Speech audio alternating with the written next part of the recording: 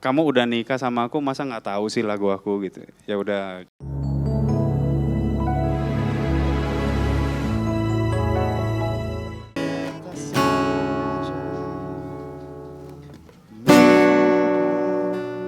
Ruang rindu saat senja, seperti lagu-lagu cinta.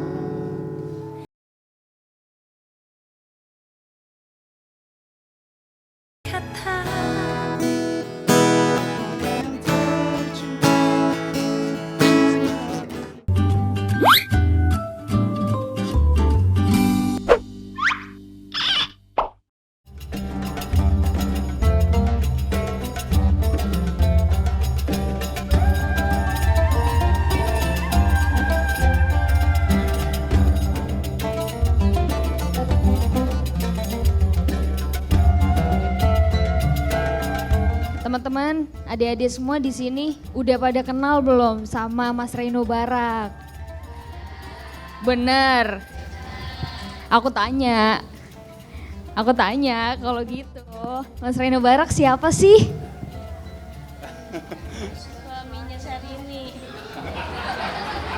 Itu betul. Itu betul juga Mas ya. Jadi Mas Reno Barak ini teman-teman juga seorang pengusaha muda ya Mas ya. Insya Allah, iya dong pastinya. Mungkin Mas mau menyapa dulu adik-adik, silakan. Ya. Assalamualaikum warahmatullahi wabarakatuh. Bismillahirrahmanirrahim. Terima kasih banyak pertama-tama saya udah diundang oleh Pondok Pesantren As-Sadiqiyah ya namanya. As-Siddiqiyah dan juga dari tim Metro TV dan Medcom, Pak Kohar dan teman-teman semua terima kasih banyak. Jadi saya hari ini datang mau bersilaturahmi sama adik-adik dan teman-teman sekalian dan mungkin bisa berbagi. Saya sebetulnya bukan pengusaha yang luar biasa banget, yang luar biasa tuh masih banyak. Cuman yang mungkin saya bisa berbagi itu adalah experience atau apa itu experience? Pengalaman. Jadi mungkin saya hari ini dibantu sama Mbak Samira ya. Ada mungkin dipicu aja pertanyaan-pertanyaan apa dan juga kalau ada teman-teman yang mau bertanya apapun dipersilahkan. Kalau digambarkan menurut saya pribadi ini sama kayak semangatnya Mas Reno Barak pas lagi harus beribadah dan berpuasa ya Mas ya di negeri orang dengan jumlah muslim yang sangat minoritas seperti itu. Dan itu dilakukan berapa tahun tuh Mas?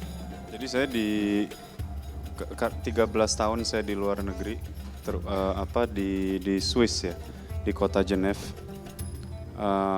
Di asramanya itu mungkin ada kurang lebih 200 sampai 300 anak. Yang puasa nggak nyampe 10 kali ya. Sangat sedikit sekali seperti itu ya. Iya, jadi intinya tuh kalau mau buka, kan kalau asrama tuh ada jam-jamnya kan. Jam pagi makan jam segini, siang, malam. Dan makanannya juga terbatas. Tapi kan di sana waktu zaman saya puasa karena musim dingin buka puasanya itu jam 5 sore. Buka puasanya jam 5 sore. Jadi nggak ada tuh makanan. Gitu. Jadi kita harus nyari sendiri. Sama perihalnya dengan sahur. Siapa yang bangun jam 3 pagi untuk makan? Nggak ada. Dan apakah kita dikasih dapur? Nggak juga. Jadi kita memang cari sendiri gitu. Bagaimana menyiapkan makanannya dan juga makanannya juga pasti beda nggak sih dari di sini dan di sana? Nah, Ibunda tuh suka nelpon gak sih? Kamu makan apa di sana? Suka khawatir gitu gak sih? Enggak ya? Enggak. Biasanya kirain saya waktu berangkat ke Swiss aja sendiri. Saya cuma bawa 1 koper dan 1 gitar karena dulu masih hobi ya main gitar. Wow. Karena sekarang mah udah lupa. Lebih mahir tinju kayaknya saya sekarang daripada gitar. Karena seringnya boxing ya. Iya. Jadi waktu itu jadi gini, biar teman-teman ngerti, saya 1 minggu itu dikasih uang jajan 60 franc tuh kurang lebih zaman dulu berapa ya, 400 sampai 500 ribu rupiah lah. Tapi itu udah termasuk pulsa dan makan yang di luar di luar dari asrama, dan kadang kan kita ada baju robek harus beli. terus deterjen apa semuanya beli. Jadi uangnya itu benar-benar pas-pasan. Jadi di dalam keterbatasan itu saya nelpon, namanya anak kecil ya, nelpon orang tua kalau ada perlunya aja gitu. Jadi saya minta kirimin makanan dari Indonesia, diboxin, minta macam-macam, ada mie instan, ada kalau di Jepang tuh zaman dulu udah ada nasi putih cuman ditambah air panas aja dan itu bisa jadi nasi putih. Jadi ada trik-trik seperti itu. Makanya intinya tuh harus ada niatnya. Kalau ada niat tuh pasti otak kita kan pasti jalan gitu. Gimana ya caranya supaya bisa makan sahur secara kenyang dan ya. Tapi rata-rata saya makan makanan instan sih, karena kan kita di asrama tidak sendiri tidurnya, ada 4 orang di satu kamar, ada kadang 6. Ya berisik-berisik dikit nggak apa-apa lah gitu. Tapi kalau kamar yang rada gede kan kita harus ya jam 3 namanya ya. Kalau kita bangunin kadang disiram air panas gitu, berisik lo gitu. Oh iya, karena mengganggu waktu istirahat mereka seperti itu. Kalau beribadah, mereka suka nanya nggak sih kalau lagi beribadah, berpuasa, nggak ditawarin makan, kok kamu nggak makan? Itu gimana ngejawabnya Mas? Ya puasa, mereka sih rata-rata kalau puasa ngerti. Yang tidak mereka ngerti adalah sholat. Sholat mereka nggak? Saya lagi sholat nih, diajak ngomong, bro main bola yuk gitu. Terus kan saya cuekin, ya bang gitu, sampai didorong gitu. Itu tahun pertama saya ingat banget.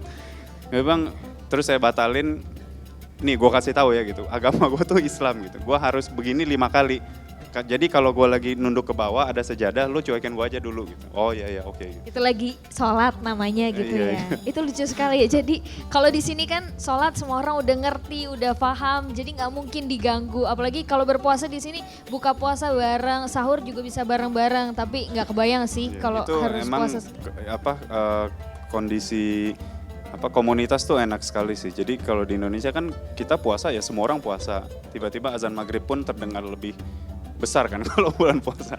Jadi kalau di sana ya benar-benar ngelihat jam udah belum ya gitu. Kadang ngelihat luar apakah matahari udah terbenam atau belum. Zaman dulu kan internet belum begitu gencar ya, tahun 97 98 tuh.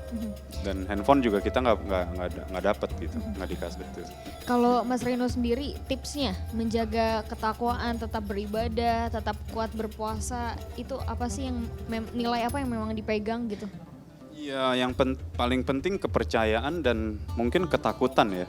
Ketakutan bukan dalam arti atas kematian, tapi ketakutan atas Allah Subhanahu wa Ta'ala. Zat yang paling pemaaf, paling pengerti, dan paling tahu segala hal. Mungkin itu kali ya yang saya anuti gitu. Ya. Kalau adik-adik di sini ada yang mau bertanya langsung nggak ke Mas Reno? Perkenalkan, nama saya Indah Sulistiawati, santri dari Mahadul Aitam. Saya mau bertanya. Saya kan sering ngelihat Kak Reno di TV. Nah, kakak itu kan bisa nyanyi. Kita boleh minta tolong nyanyiin satu lagu. Wow, sering nonton di TV Mas Reno nyanyi dan juga main gitar kemarin ya di acara resepsinya ya. Kalau bisa lagunya Restu. Wah, terima kasih. Wassalamualaikum warahmatullahi wabarakatuh. Single terbarunya. Kalau masih inget ya, nanti saya coba. Ini sambil nunggu buka kali ya. Sambil nunggu buka. Enggak, maksudnya abis pertanyaan-pertanyaannya selesai kali ya. Gitu. Jadi disimpan dulu ya. Oh iya, boleh dong ibunya. Perkenalkan, nama saya Nafisa. Kalau saya penasaran, Kak Reno ini punya cerita titik balik nggak? Titik balik itu kondisi yang terendahnya kemudian bisa sampai sukses sekarang, itu yang pertama. Kemudian yang kedua, siapa yang sosok yang menginspirasi atau inspirator yang memberi motivasi Kak Reno sehingga sukses. Terima kasih. Assalamualaikum warahmatullahi wabarakatuh. Waalaikumsalam warahmatullahi wabarakatuh. Luar biasa pertanyaannya. Pas banget nih nunggu buka. Dengerin yang inspiratif ya Mas. Ada beberapa kejadian di hidup saya. Jadi saya tuh dulu kan selesai sekolah di Prancis tahun 2007. Nah, saya 2005 dan 2006 itu magang di Jepang di perusahaan bank investasi. Saya pertama kerja itu umur 20 tahun, 20-21 tahun Dan waktu saya kerja di bank investasi itu, saya kerjanya itu gila. 6.55 pagi saya udah di desk, udah di meja kerja dengan komputer 3 biji. Pulangnya itu jam 3 pagi. Itu betul-betul nggak mandi, nggak gosok gigi, nggak cuci muka, langsung blek gitu. Kayak orang mati. Karena capeknya luar biasa. Dan itu capek bukan fisik ya, capek otak tuh lebih capek daripada kita olahraga. Satu hari, hari Jumat tuh saya ingat banget, saya jam 1 malam, badannya udah panas. Saya tanya sama bosnya, mohon maaf saya udah mulai pusing dan saya udah demam, apakah boleh pulang? Saya ditanya lagi, apakah kerjaan lo udah selesai? Belum, artinya tidak boleh. Wow. Jadi saya stay. Nah, dan ada pun begini, pertama kali saya masuk ke perusahaan itu namanya Merrill Lynch, itu perusahaan besar sekali lah. Dan saya tidak dikasih modal apapun untuk bekerja. Bukan bos saya, tapi big bossnya bilang, lu kenalan dulu sama semua orang. Ini orang semua kerjanya gila-gilaan dan pasti ada kerjaan buat lu. Lu cari sendiri. Pertama-tama saya datengin nih. Mereka kan sibuk. Telepon aja ada 2 kiri kanan. Telepon klien, beli, jual saham. Saya mau memperkenalkan diri aja tuh susahnya minta ampun. Karena mereka sibuk. Dia bilang, mohon maaf saya magang di sini, nama saya Reno. Dia bilang, ya oke, nanti ya gitu. Terus muter. 10 orang nggak efektif. Nah akhirnya saya menemukan ide cemerlang karena menemukan ide cemerlang itu saya sambil bengong di tempat duduk. Saya mikir gimana ya gitu. Terus saya ngeliatin ada orang keluar masuk pakai baju warna kuning, bawa amplop banyak. Itu mailman, orang yang mengantarkan surat. Saya cegat, sorry, lu mau kasih ini ke semua orang floor yang di sini kan gitu? Iya. Boleh nggak gue yang ngerjain? Kata, oh nggak bisa, ini pekerjaan saya. Kata, enggak betul, sumpah gue aja yang kerjain. Terus saya dikasih list, jadi ada namanya, nomor mejanya, posisinya apa, dan suratnya harus dikasih ke siapa-siapa. Itu semua saya ambil, itu 5 hari saya kerjain. Jadi saya 1 minggu menjadi tukang nganter surat. Mailman ya, wow. Nah tapi bagusnya itu, waktu si banker-bankernya ini ngelihat kok anak yang ngirimin gue surat pakai dasi ya gitu. Maksudnya kok nggak kayak orang tukang pos gitu. Akhirnya bukan saya yang mengenalkan diri, saya yang ditanya, lu siapa sih gitu. Nah dari situ saya mulai, oh saya lagi magang gini-gini. Saya sebetulnya bukan orang Jepang, saya orang Indonesia. Jadi bisa 2 bahasa, ya plus English lah bisa gitu. Jadi kalau ada kerjaan, ini nomor extension saya, tolong telepon. Nah habis itu jadi banyak kerjaannya. Ya tapi senjata makan tuan sih, karena itu saya pulangnya juga jadi malam kan. Jadi malam juga. Tapi itulah yang dulu saya lakuin. Tapi gini ya, kalau ngomongin waktu yang paling rendah tuh saya ada banyak. Tentu itu salah satunya, dan waktu saya sekolah di Swiss juga saya pernah di kantongnya cuman ada 1 koin, berapa itu, 50 perak. Dan betul-betul kelaparan.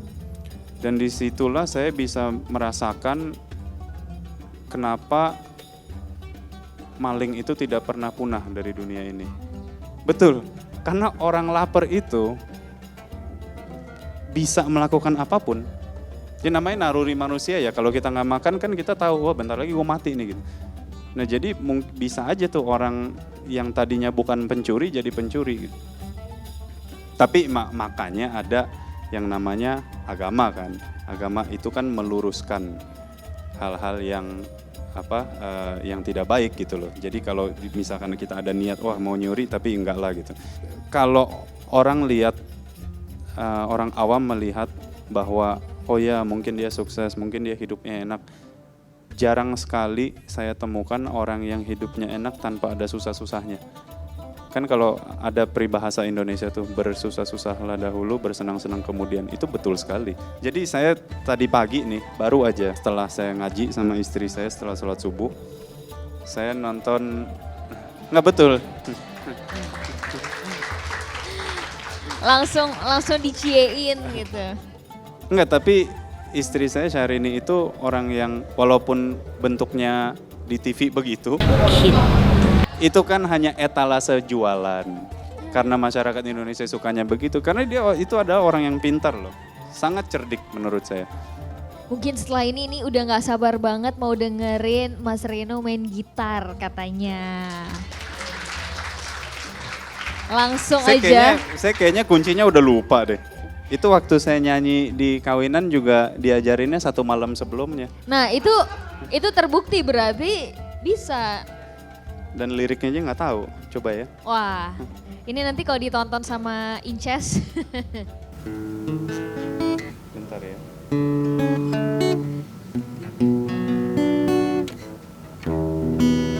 Kasih semangatnya dulu dong. Sebisanya aja ya. Iya dong. Jadi ini pertama kali dipertontonkan di televisi itu pas resepsi ya, pas malam resepsi. Jadi kita nonton yang kedua kalinya nih live nih langsung di sini.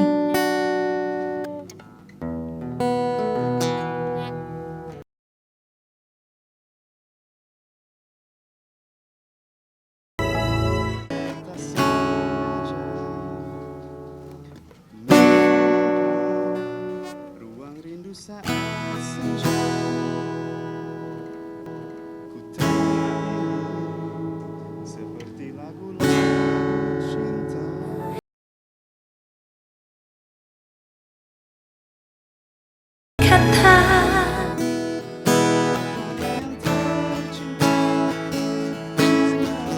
Cinta, sampai kapan menunggu cinta?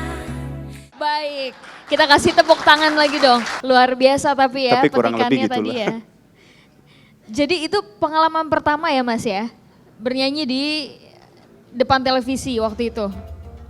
Nyanyi depan televisi, iya. Itu memang Iya, pertama kali. request dari istri bukan? Enggak, itu kan surprise dong. Oh, itu surprise Kalau performance. request nggak lucu. Baik.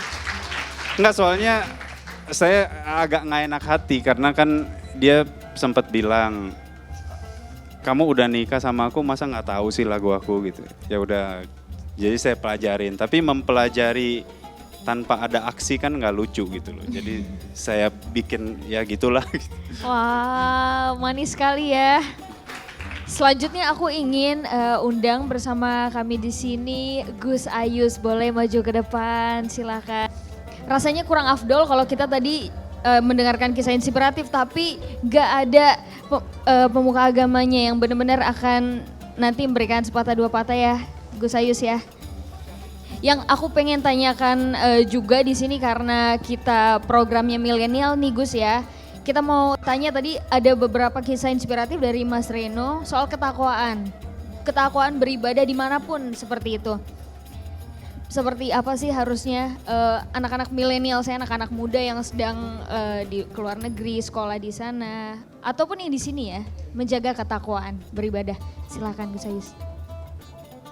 Bismillahirrahmanirrahim. Assalamualaikum warahmatullahi wabarakatuh. Alhamdulillahirabbil alamin wassalatu wassalamu ala sayyidil mursalin nabina Muhammadin sallallahu alaihi wasallam wa ala alihi wa sahbihi wa man tabi'ahu ila yaumiddin. Yang sama-sama kita hormati ayahanda kita Dr. Ki Haji Muhammad Iskandar SQ serta ibunda, dan di sini yang saya hormati kakak saya Mas Reno Barak, dan saya hormati di sini Pak Abdul Qahar dan seluruh santri Pondok Pesantren As-Siddiqiyah yang hadir. Insya Allah bulan yang penuh barokah ini kita diberkahi oleh Allah Subhanahu Wa Taala. Jika berbicara ketakwaan di bulan pada masa milenial, khususnya anak-anak milenial, mungkin juga bisa dibilang saya juga anak milenial, umur saya baru 30-an. Setuju, itu masih masuk ke ini, Ya, generasi milenial.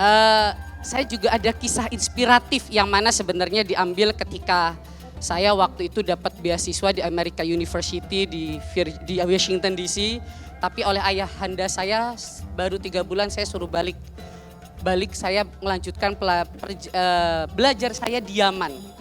180 derajat itu harus menggantikan suasana yang tadinya penuh dengan kegemerlapan dunia, penuh dengan kegemerlapan hati.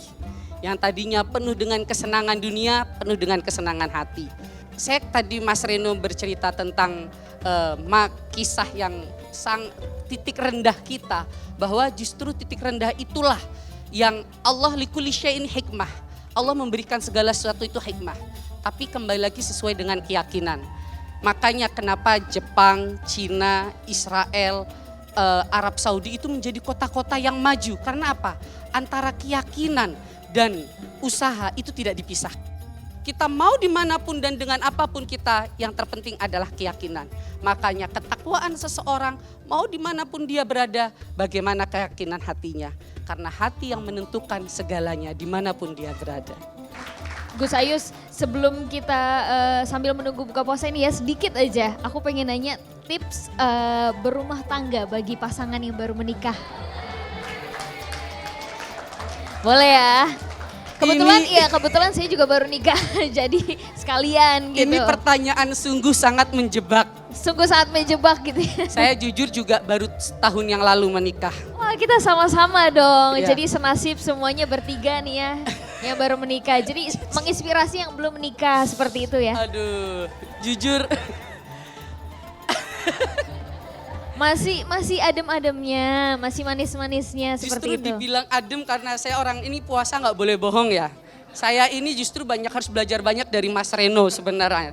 Saya jujur Mas Reno, saya ini karena menganut dua barat dan timur, karena saya belajar di Amerika dan saya belajar di Arab. Saya itu orang yang sangat kaku. Sampai kadang-kadang saya masih membawa istri saya itu dengan adat yang ada di Arab, yang mana saya ambil sebenarnya adatnya baik. Menjaga bagaimana kita itu memahami ada pepatah Al-mahbub laisal mamluk lakin al-mahfuz. Orang yang kita cintai bukan orang yang kita miliki, tapi orang yang kita jaga. Kita jaga itu jaga bagaimana? Jaga dunia dan akhiratnya. Jangan sampai kita karena mementingkan dunia akhirat kita lupa, atau mementingkan akhirat dunia kita lupa. Tapi akhirat dan dunia ini harus balance, yang mana kadang-kadang saya sendiri masih kaku, tapi saya berusaha bagaimana mengikuti kata sabda Rasulullah SAW. Sebagai seorang suami, sebagai pasangan suami istri, jika suaminya datang, idza nadhara yasarat. Jika suami istri melihat istri, jika suami melihat istri, istrinya bahagia. Jika suami punya aib, istrinya menutupi aib suaminya. Jika suami sedang sedih, bagaimana istri bisa membahagiakan suaminya. Begitu pula sebaliknya. Ini adalah yang langsung dari Rasulullah SAW. Walaupun cuman hanya teori, saya sebagai eknya saya masih belum bisa. Beliau ini Masya Allah, Mas Reno ini Masya Allah, saya jujur saya pelajari kisah-kisah beliau. Wah, saya bilang, cuman saya pingin satu Mas Reno, apapun yang ada hadapi, semua caci maki itu anggaplah itu sebagai salah satu bukti kesuksesan Mas Reno insya Allah. Setuju sekali, Masya Allah. Semoga sama-sama ini ya, sama-sama bisa terinspirasi juga, dan ternyata Gus Ayus juga baru menikah gitu ya. Jadi lucu sekali ini kita bertiga sama-sama baru nikah gitu.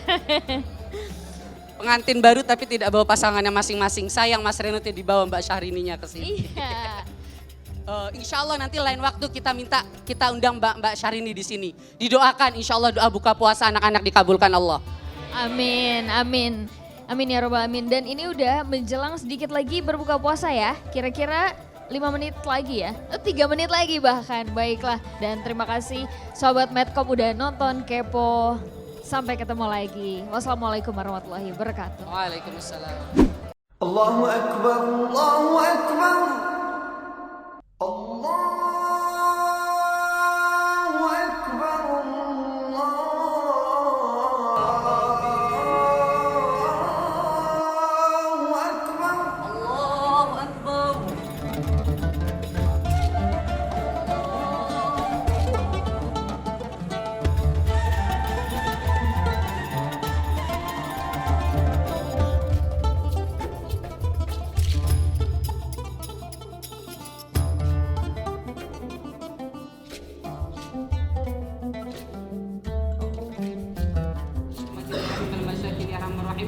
اللهم إنا نسألك إيمانا كاملا ويقينا صادقا ولسانا